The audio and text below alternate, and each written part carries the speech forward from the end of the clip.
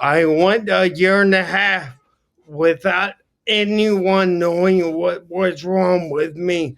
The best thing I can describe it as is like multiple sclerosis on steroids. As soon as I adopted more red meat, more fat into my diet, the leg cramps didn't go away, but they reduced about 90%. I no longer need a wheelchair. I really like helping people because now people are coming to me for advice because now they see things are possible. We tell people to start taking creatine not for muscle growth, but for the cognitive ability.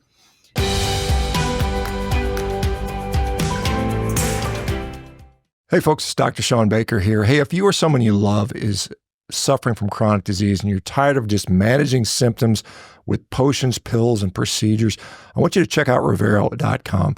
Our team of dedicated professionals is committed to tackling the root cause of your issue and finally getting you healthy. Hurry up, though. Our spaces are filling up very quickly. There we go. All right. Who am I speaking with? How you doing, Dr. Baker? Yeah. This is our Thomas, and I have ataxia. This is my trainer, Daniel Walls. And to make a long story short, we are the only ones in the world doing this. And the carnivore diet has helped me considerably. Okay, give me just a second here. So you've got your trainer with you. His name is it Danny? Is that right? Yes, sir. And this is, you said Art? Is that who I have with me? Correct. Okay, so maybe Art, so Danny, where are you guys located, by the way? La Plata, Maryland. La Plata, American. Okay, well, welcome to, and thank you for doing this. And so something you said was intriguing. You're the only people in the world doing this, and I'm not sure what this is. So maybe one of you guys could explain to me, what do you mean by we're the only one in the world doing this? We're really offering a different approach to treating ataxia and neurological conditions. We've gone to National Ataxia Foundation seminars and meetings, and all they really do, it's like going to a sales pitch. It's like a 3-day long sales pitch where you have hour and a half class with different presenters, and then at the end they give you a little bit of information, and then they sell you something. Either it's a powered wheelchair or medication, which there aren't really any medications that treat ataxia. Let's back up just a second and explain to the audience what actually ataxia is, because most people have not heard that term before. Now, of course, I've heard it, but what is ataxia? Yeah, ataxia is like damage to the cerebellum, which is considered the little brain, and it's basically responsible for muscle control and your dexterity motor skills. And with having ataxia, those are extremely limited. The best thing I can describe it as is like multiple sclerosis on steroids. It's very difficult for a lot of people and extremely rare. There's only about 150,000 people in the United States with the condition, and only 1 million to a few million worldwide. Okay, and so there are different types of ataxia. Friedreich's Correct. ataxia, there's ataxia due to stroke, there's ataxia associated with multiple sclerosis or injury that occurs, or a lot of times we just don't know. So do you have a specific yourself type of ataxia that has a name attached to it?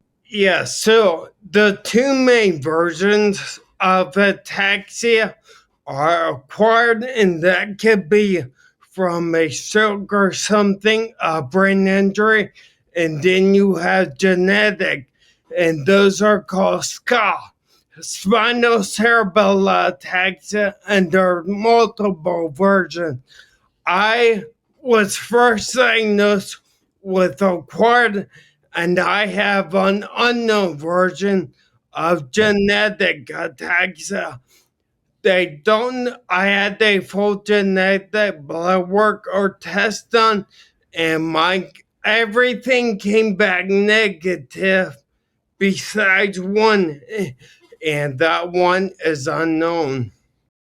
Okay, so you have an acquired, so a late onset ataxia that's basically of unknown etiology. Maybe there's a small genetic component to that. And so when did that first affect you, and how did it present? So I had a stroke in 2021. I went a year and a half without anyone knowing what was wrong with me. I then went to Georgetown University Hospital, and they knew immediately what was wrong with me. And they initially diagnosed me with acquired ataxia.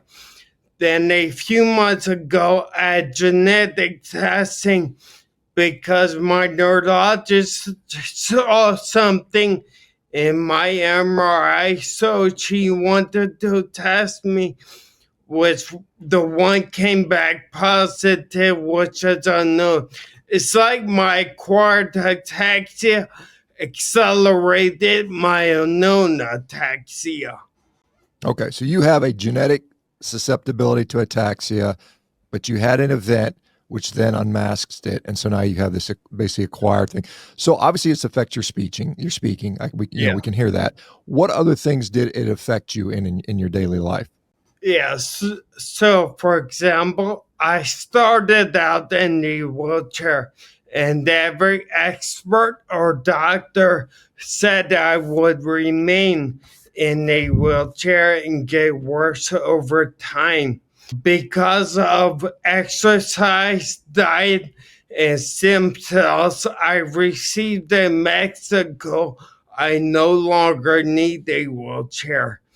I can walk just fine. Yes, I have balance issues, but because of the whole regimen, which include diet, supplements, the stem cells, so on and so forth, I'm able to walk and drive, pretty much be independent again. Wow. That's And amazing.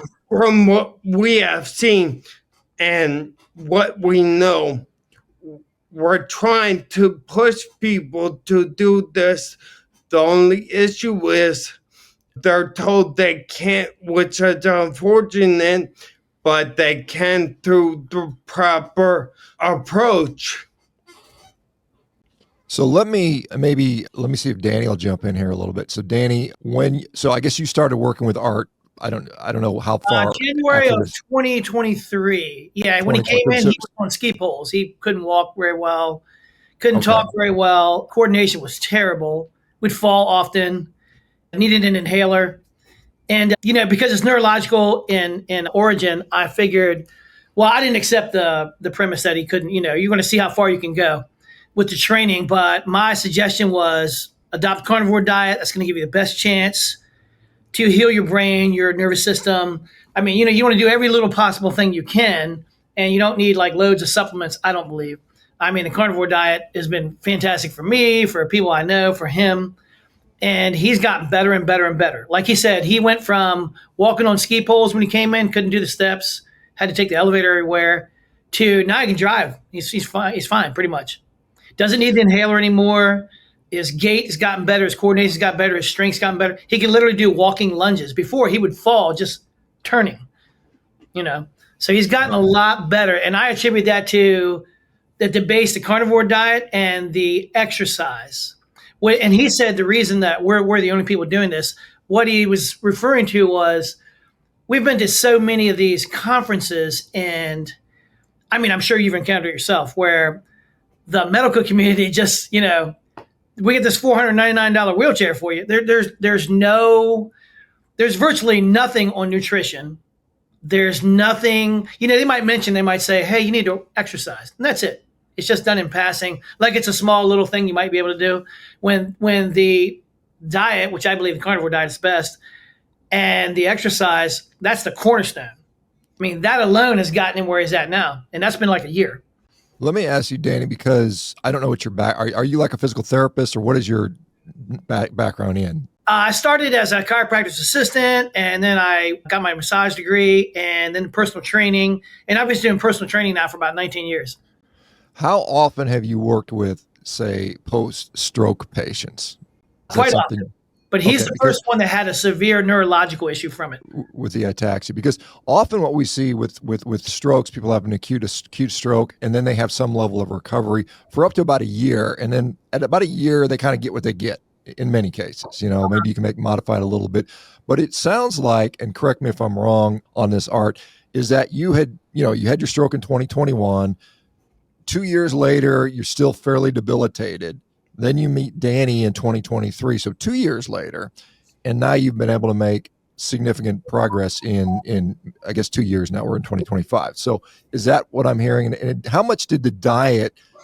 Well, I mean, obviously there's another thing. Exercise, I think, is critically valuable regardless. But where did the diet come in, and how much did it impact you? What was your diet before? All right. So, for example, I was pretty much keto until March of 2024. This And then before or after your stroke? after, So after your stroke, you went keto. yeah. Okay. And in March of 2024, I went full carnivore. And that was what Danny suggested I do.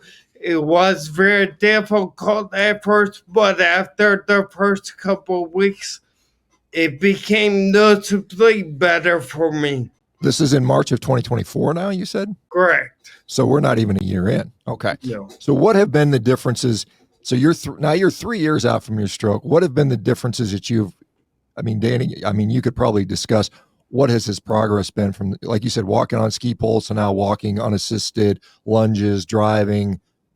It sounds like it's been a pretty dramatic improvement. Is that fair to say? It's been pretty dramatic. So on a chance meeting, I had seen his father. His father would always come to the gym, and he asked me if I'd be willing to work with him. So I said, sure. And that was December of 22. So January 2023, father brings him in. He has ski poles. He has to take the elevator. He's fallen a lot. He needs to have an inhaler. Just a lot of issues. Just a hard time doing everything. So I just hit the ground running, like almost boot camp style, but not quite. Just hard training. We ramped it up slowly because I don't want to wreck his joints, but we ramped things up slowly but steadily every week because I saw that there was a deficit there, like in a vacuum. He hadn't been doing anything. So I know he'd adapt pretty quickly. And he did adapt pretty quickly. And I was trying to think of everything I could do that would be best for his nervous system, his brain. And I was talking to him about the way he was eating. And I said, well, you should prioritize the carnivore diet. There's scores and scores of people that have healed themselves or greatly increased, bettered their conditions from doing this, just their overall health. So I recommended that. So that was January 2023. So we work out, and probably till about October, November, he'd made so much progress. This is before he adopted the carnivore diet. He made so much progress. He was driving by the end of 2023. Yeah. And then I kept pushing the carnivore diet, and then he finally adopted it in March 2024. Yeah. So you feel like that made you felt that better? You felt better with that? It was significant. I noticed one thing that he had the corner of his stone of his diet was eggs. And things were good, but I told him you need more fatty meat, more ruminant meat, more, beef. Just focus on that. And because he was getting significant leg cramps at night, and it was almost every night. Yeah. And then he said once he adopted the beef, like in a day or so, that stopped.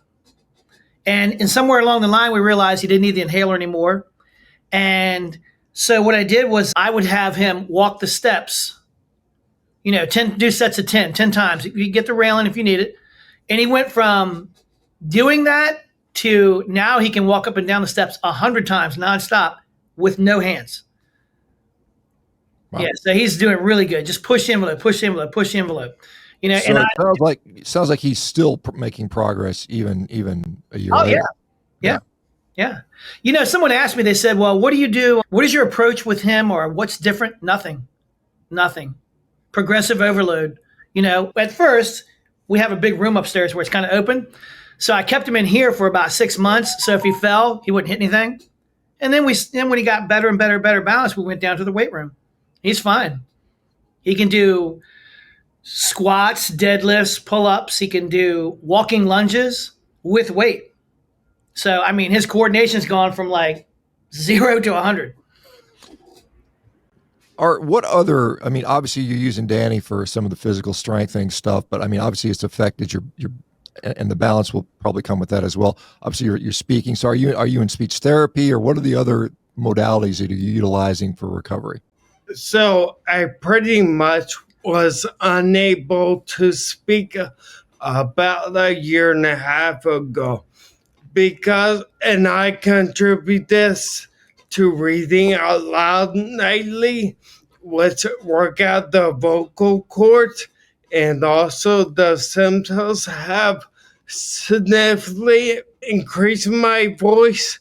And also, I see a speech therapist probably once a week. I haven't been there in a couple months, but actually, I go back tomorrow.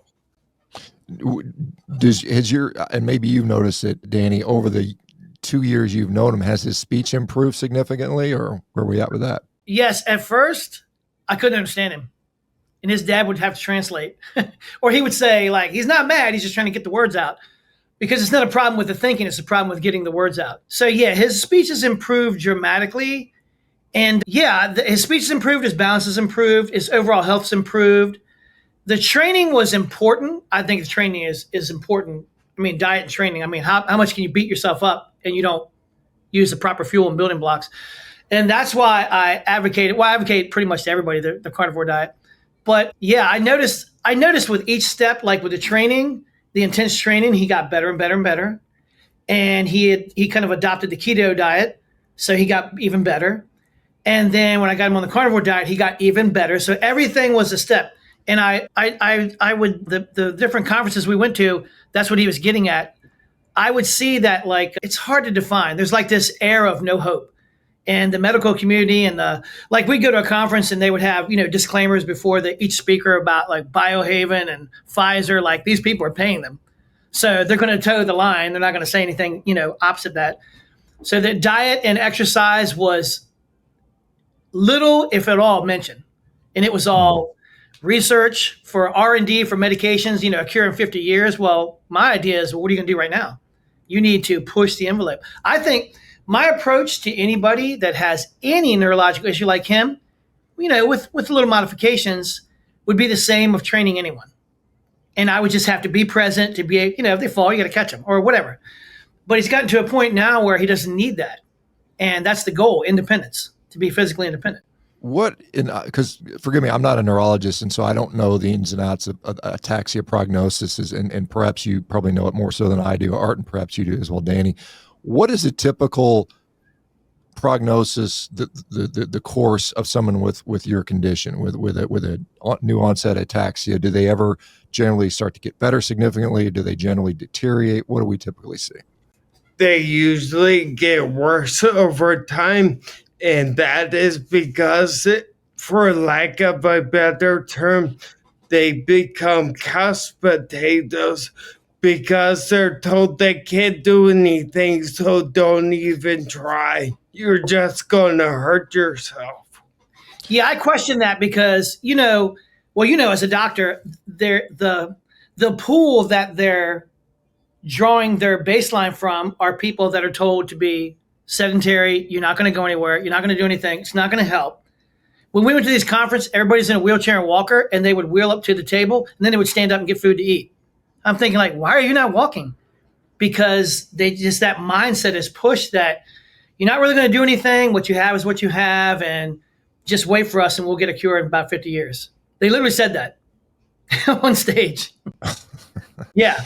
Yeah, that's not particularly helpful. Not So obviously, Danny, you probably were exposed to, I'm sure, an ER visit when you had your stroke, and then neurology, and I don't know what other medical modalities. Did anyone mention to you diet would be a significant prognostic factor in this? Nobody did. And yeah, I went the first year and a half without anyone knowing, but Yeah, I literally had zero people tell me about nutrition or anything about the nervous system. Obviously, there was something wrong with the nervous system, but there were zero people to say you should adopt a certain diet or look at certain foods or ingredients, etc. Yeah, there was a doctor at one of the last conference in Orlando that we went to that said a good source of protein that your brain loves is beans. Oh man, God, it's Yeah, that kind of advice. Like, yeah. and That's these sort of people out here plant gathered, based. they're looking for someone to tell them, and they don't know. You know, So, have you been back to your? Do you have a treating neurologist that's been managing you? Is that somebody you see on a regular basis who's obviously seen your progress? And if so, how's that gone? I do. I see her about every 6 months. And since ataxia is so rare, she is actually looking to me for advice in terms of like how to get better, things like that. And when it comes to diet and stuff, she said it's obvious for you to listen to your trainer. It obviously is helping. And she is really surprised at my improvement as has never seen it or heard about it. Yeah, I suspect it's fairly rare. Again, I'm not a neurologist, but I suspect you probably generally neurology is a pretty depressing specialty, to be honest. Rarely people get better.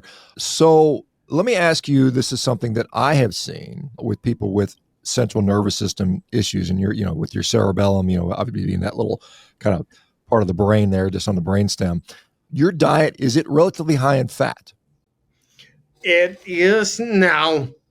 It didn't used to be. I would, like Danny said, I would eat eggs, maybe some grilled chicken, and over time I adopted more beef, red meat, and I improved. And I would say, for example, I use 80 20 gram beef, and it helps so much.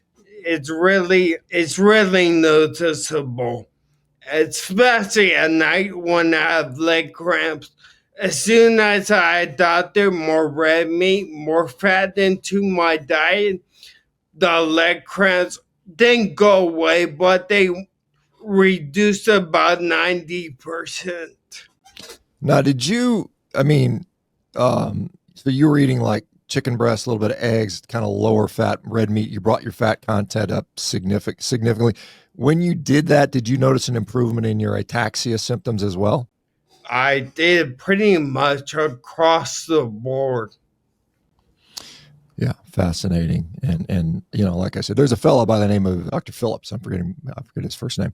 Anyway, he's in New Zealand. He's doing a lot of research on neurological stuff with ketogenic carnivore diets for things like ALS, Parkinson's, Alzheimer's. So this would probably fall in line with what he's observing as well. And so that's really, really amazing. And it gives you a lot of hope. I would imagine, given what your doctors told you about you're going to be stuck in a wheelchair the rest of your life, there's not much you can do. Maybe we'll have a cure in 50 years. It's got to be a little depressing. And did that weigh on your mental health? And then how has this been changed?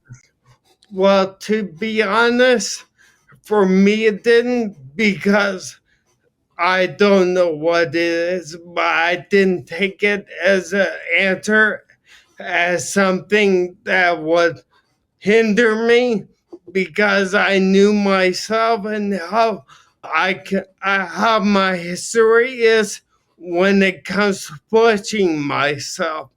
It really affected my father because he believed the doctor, but I never believed it was. And working with Danny, getting the right advice, getting the right approach, it really helped me.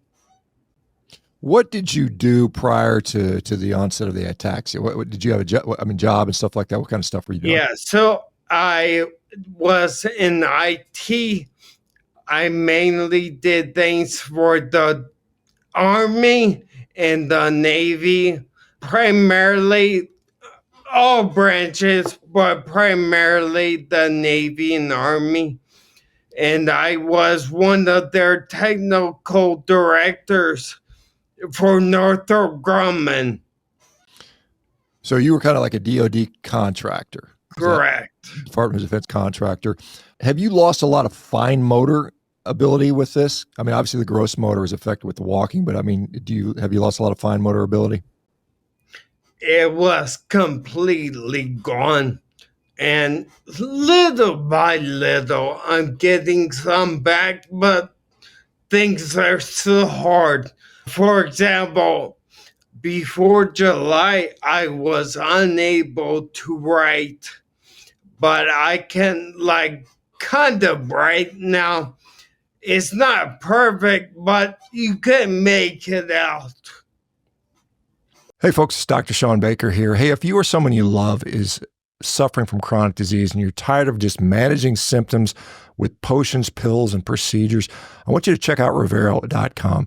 Our team of dedicated professionals is committed to tackling the root cause of your issue and finally getting you healthy. Hurry up, though. Our spaces are filling up very quickly. Do you have any aspirations of returning to work in some capacity, or maybe you already are? I don't know. What is the thoughts around that? Right now, because I'm on disability and can't work, they kind of restrict you from working, and I can't take the chance of working and losing disability. So I started a company, Living with Ataxia, which has become a new passion, and I really like it.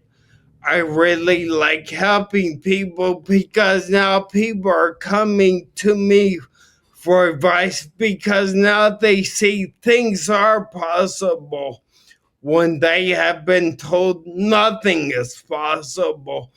So I started a company called Living with Ataxia, and me and Danny are the founders of it. And we are helping all people with neurological conditions because they're really giving horrible advice from what we have seen. Yeah, it can be revolutionary, I imagine. So let me ask you, so you obviously have put yourself out there as an example, right? And what response have you gotten? I mean, you said you're working with other folks, maybe Danny, both you guys can comment on what have you seen and what is your methodology? It sounds like you're using a carnivore diet plus some various other things. So what's going on in that regard? Basically, we're telling people to adopt the carnivore diet and start being active, and not active as in like doing the dishes, but active like in exercising. And little by little, people are noticing differences. For example, we told people to start taking creatine not for muscle growth, but for the cognitive ability. And then people come back to me and ask, why weren't we ever told that this could help? This is alone helping. And then all of a sudden, the National Ataxia Foundation found out, and I don't know what it is, but they told me not to pretty much engage in anything. I guess people are starting to realize we know what we're talking about. Yeah, the National Ataxia Foundation sent an email, a cease and desist letter, said everything you're doing looks great, and it's great that this is working for you, but stop using our name. We don't want our name associated with anything you're doing. Oh, the National Ataxia Foundation doesn't want you using it. Okay. They're not telling you can't talk, but just don't use their name when you do it, correct? They don't want to be associated with it, literally.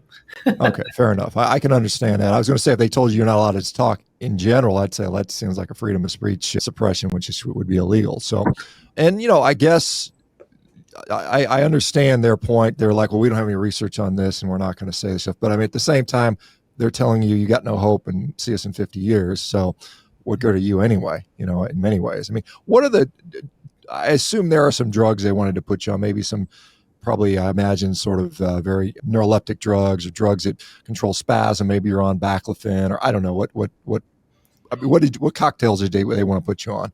So I take a drug called dalfampridine.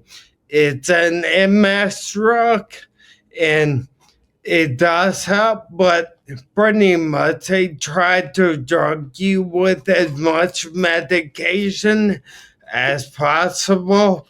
And I noticed that dalfampridine does make a difference, and that's the only drug I should be taking.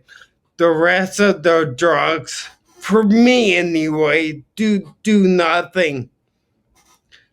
So the drug that you're on, the MS drug, is that something you've taken for a number of years now, and it didn't bring you to the level you're at? It took diet to bring you. Is that a fair statement? Correct. I've been taking the MS drug. It will be 3 years in May, and it made a difference, but it took about 3 months. And I did a little experiment to where I stopped taking the drug, and it took about 3 days, and I got significantly worse. But again, no one knows. Like, I wasn't told if I go off, it will prevent me to walk better or have better coordination. I had to figure that out on my own.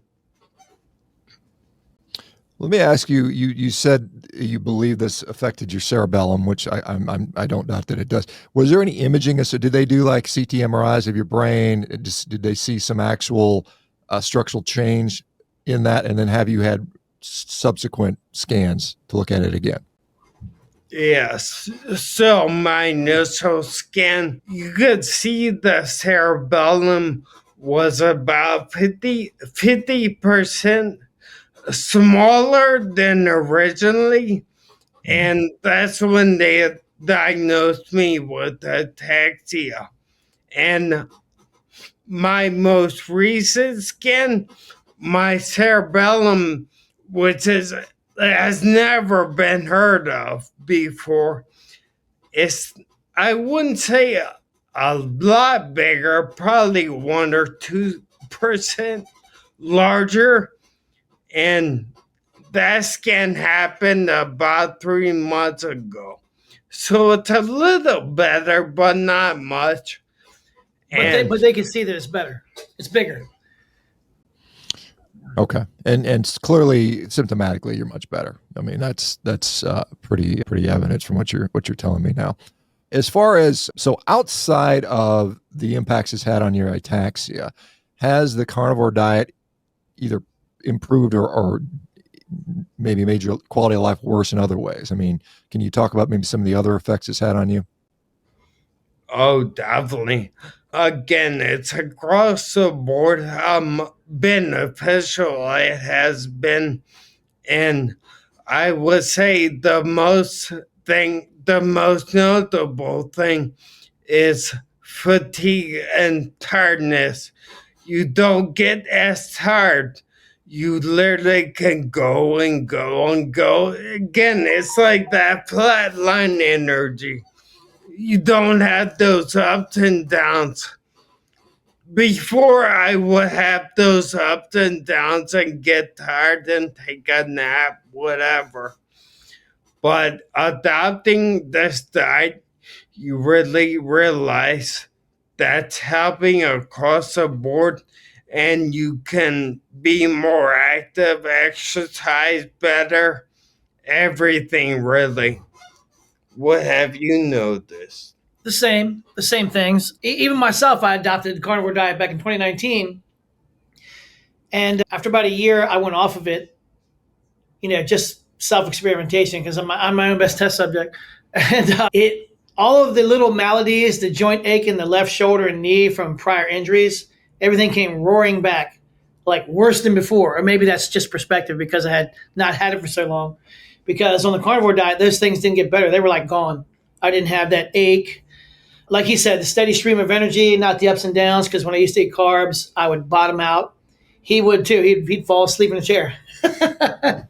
And yeah, just everything is better. Sleep, soreness from workouts is greatly abated. I didn't get that chronic soreness where I feel like I couldn't sit down properly. And so I knew with all the benefits that it can have in your brain, needing the fat, the cholesterol, I knew that would be a better diet for him. And just the inflammation killing effect of not eating all that sugar and carbs, I knew that would be good for him. I knew at the very least that would be the best possible chance he has to get better, if that makes sense.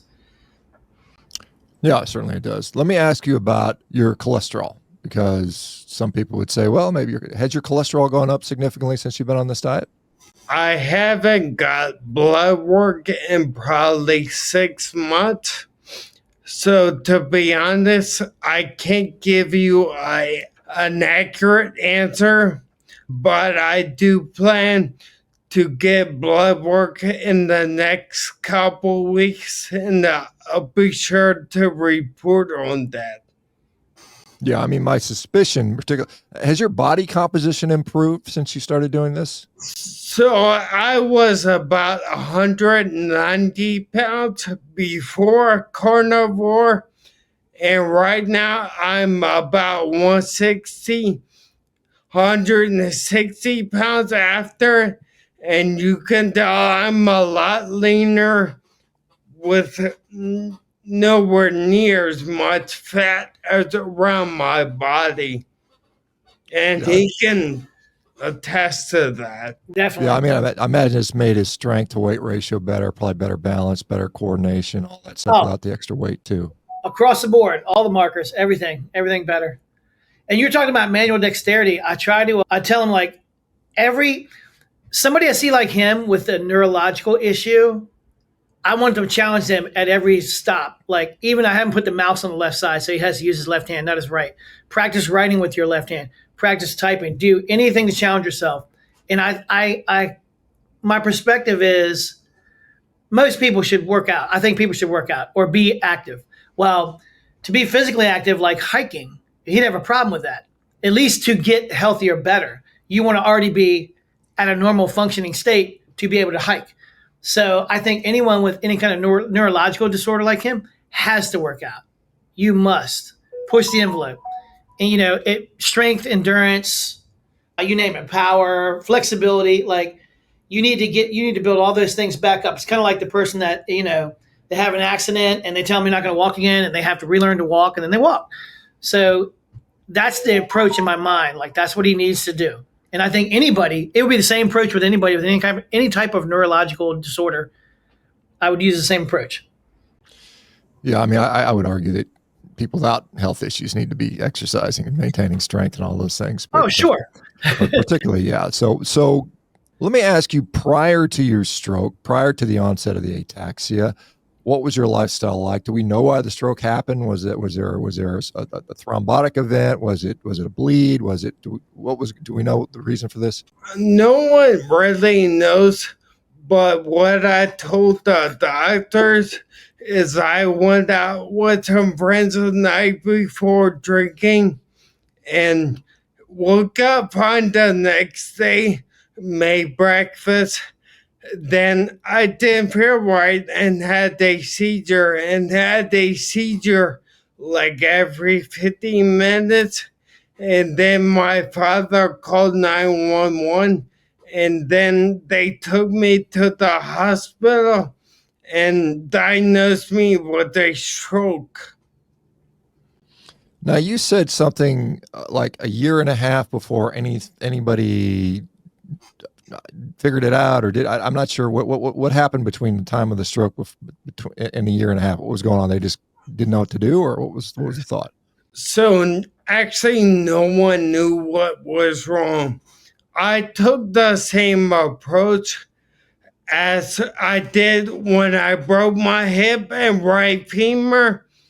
with the exercises that I learned when I broke those bones, and I was able to get out of a wheelchair, but really wasn't getting much better.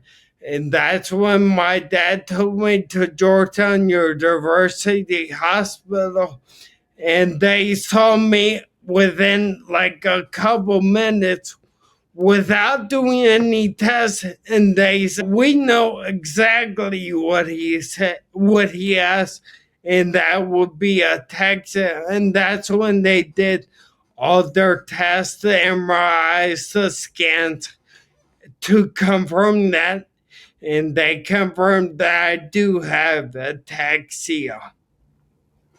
Okay. So, but I mean, initially they said, well, you got a stroke and we don't know why. Yeah, And I'm sure they took a CT of your head, maybe an MRI, didn't identify bleeding or anything like that, apparently. No, they said give him, meaning me, give him a couple weeks and he'll be fine. And I never was fine. Okay. And so they didn't pick up your cerebellum was small at that time? No, apparently not. It wasn't until I went to Georgetown that they picked that up.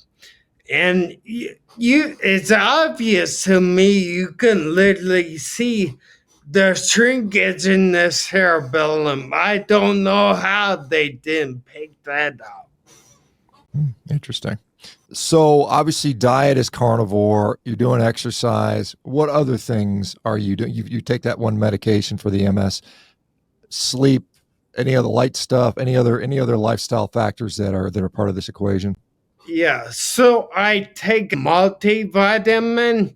I don't take your normal one a days. I take ancestral supplements, the beef liver, and that by far helps a lot.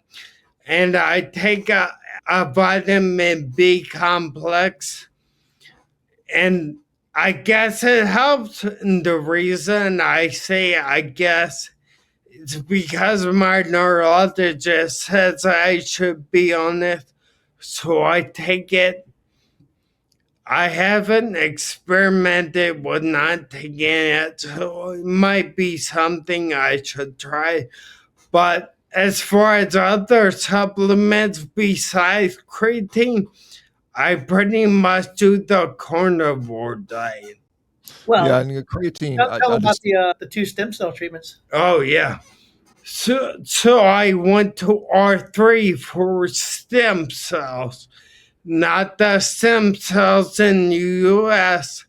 R3 has clinics in the US, but Dr. Green, the founder and CEO of R3, told me to go to their Mexico clinic, and I got 2 treatments from them, which they have never done or has anyone done for ataxia. So they weren't certain that it would help, but it helped in every way possible.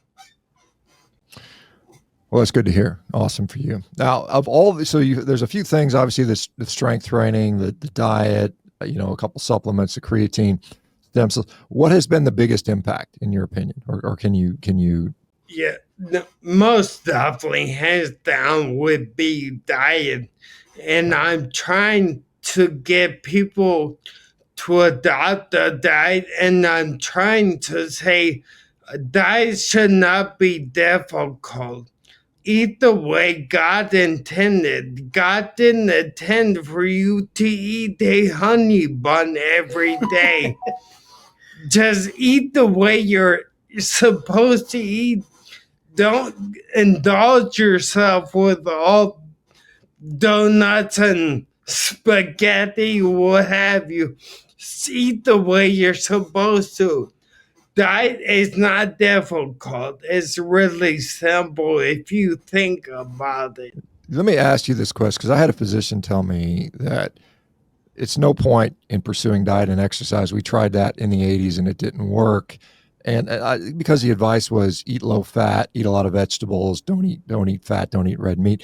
How would you say it's easier to stick to a diet like this compared to another quote unquote healthy diet, which would be fruits, vegetables, grains, low fat? Could you rate the difficulty and adherence? Yes. So, like at first, I would say it's very difficult because my body was going through ketosis, but after ketosis, it became super like simple and easy for me. Even I used to put ketchup on a lot of things, and to be honest, I can't even stand ketchup anymore.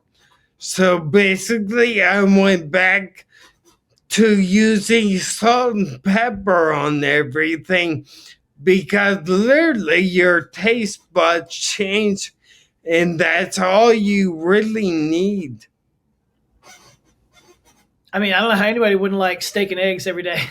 To Well, me, I mean, it's there's simple people too. that It's very can't simple. imagine it. Yeah, there's some people that say they can't imagine giving up their bagels and oatmeal and whatever fruits and vegetables. Which I can see that. But so, have there been downside? You said initially it was that there was a challenge transitioning initially, but beyond that, I mean, are there any downsides that you've found so far with this diet strategy? Nothing that I can think of, literally nothing. A lot of people, from what I've seen, fail at this diet because they can't deal with going through ketosis. And I just tell people just keep at it. Once you get past the initial stage, it becomes easy. People can't weather that acclimation phase. They hate it. They want to go back to the carbs, all those tasty things.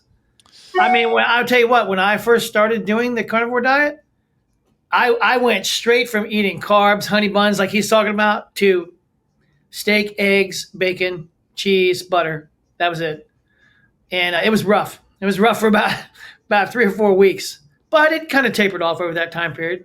You know,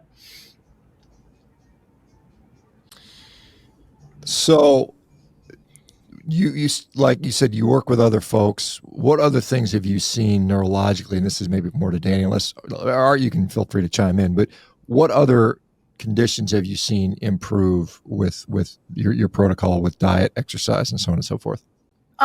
he's not the only person I've had that's had a stroke, but most of the people, I've had several stroke victims. Most of them had the usual, like some type of paralysis, like an arm or a leg or one side of the body or the face, like a Bell's palsy type of thing. Just overall, it's not like it's a cure all or a fix it, but it definitely improves their overall balance, coordination, strength. It's with a lot of people that I work with like that. It's almost like rehab in a way. It's getting them back to functionality. And to me, it's the sky's the limit. It's like I used the stupid example maybe of, the person has an accident and they're wheelchair bound. And they tell them you're not going to walk again, and somehow they manage to walk. Well, the sky's the limit, because if you can't walk, well then whatever you get, whatever functionality you get is better. But I don't accept the premise that, well, you got this little bit and that's it. No, just let's see how far we can go, because I don't know if there's that many that I'm aware of, any studies or any much data that validates or invalidates this approach. I don't know of any. So, in your personal experience, because I assume you've been training people perhaps longer than you've been telling them to do a carnivore diet. So, can you contrast rehab without a carnivore diet versus rehab with carnivore diet, or the people that do and don't do it? The rehab with a carnivore diet, it's like putting the turbocharger on. It's like, because I noticed somewhere along the line that someone put me on the spot about fiber, and I don't like to not have an answer, and I didn't have an answer about why it was necessary. So I just started doing my own due diligence, which I should have done before. But I just realized that I was regurgitating a lot of the 5 cups of greens a day, a lot of the crap that I really, if I got down to it, I couldn't explain. I couldn't explain to them why. I was just regurgitating things that I heard, nutritionally speaking. And I did notice that when I used to eat like that, because I was basically eating kind of like a ketogenic diet, but if I wanted a treat, like you said, a honey bun, I would have it. And I noticed that over time, I started building up inflammation, and I started thinking like, well, is this from years of rigorous training, doing powerlifting? I'm not really sure. I'm trying to do everything right. And a lot of it was I attributed to the vegetables and things that I was trying to force feed myself. And I just noticed that I always had to force that. I never had to force myself to eat bacon and eggs. I had to force myself to eat a salad. I had to force myself to eat broccoli. I just really never liked it, ever. And it just didn't seem to, it was kind of like in the back of my mind, it didn't fit, but I was making myself do it because everybody says you should do it. So I noticed that when I'm working with people and giving them that advice, I started giving them, before I came to the carnivore diet, I started giving people the old school 1940s bodybuilders, like, well, just eat all your protein first. And then if you want some of their side dishes, the vegetables, pick at them. Which usually, if you fill up on the steak or whatever you're eating, you're probably not going to want those as much, or, if at all. And I started giving that advice to clients. And I just noticed, if I think back to it, I noticed over time, the more people would adopt, because, once they leave the door, I don't know what they do. So they could be lying to me. But as many as are truthful with me as I can tell, they would notice improvements. The more they focused on protein, the more they focused on ruminant meat, they would notice improvements in function, improvements in lessening of inflammation. I mean, if you're beating yourself up in the gym and you go home and eat some broccoli and some kale, you can't really repair on that. You can't really bounce back on that. You need that steak. Yeah, I certainly do. Like I said, this is, it's like I've been doing this for a long time, and I've seen all kinds of quote unquote miraculous things. And this is another one in the category of something new. I can't remember an ataxia story that I can remember. I've seen some strokes, I've seen some other things, but this is, again, it just goes to show you the power of good nutrition, and it can impact really anything. And probably like I guess you're a very good example. You could say, these are drugs that are available to me with this condition, and then this is a simple nutritional thing. And I think you would concede that the nutrition was much more powerful. Is that a fair statement? Oh, it's very fair. By far, besides exercise, I would say the diet is by far just as good as exercise. You really need both. Yeah. Yeah, I think, diet, exercise, sleep, big pillars of any sort of recovery process, chronic disease treatment, any of that thing. Those are all wonderful. I'm glad you're getting better. And I'm also glad you're sharing this, because hopefully it'll inspire others to do that.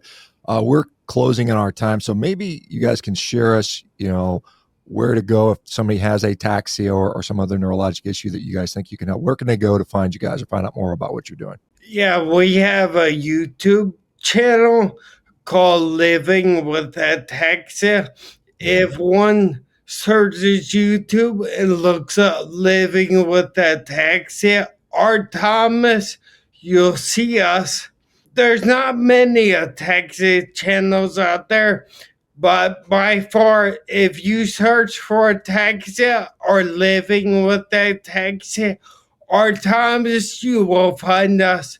And we have our own website, livingwithataxia.io, and we have a list of nutritional and exercise packages if people want to better themselves. And Danny, you're located physically. Are you guys in Maryland or Virginia or somewhere? I know you mentioned Georgetown, so I imagine you're somewhere in that area. So we're about maybe 45 minutes, an hour from DC. So we're close to Georgetown. Okay. So if somebody wanted to work with you in person, that is a possibility too, or no? Sure. If I can fit the time. Wonderful. Yeah. Awesome story, guys. Thanks for being here. Thanks for sharing this. Continued success. I hope you reach a lot more millions of people. Thank you for having us. That would be great. Awesome, guys. Thanks so much for doing this. Baker. Thank you. Thank you.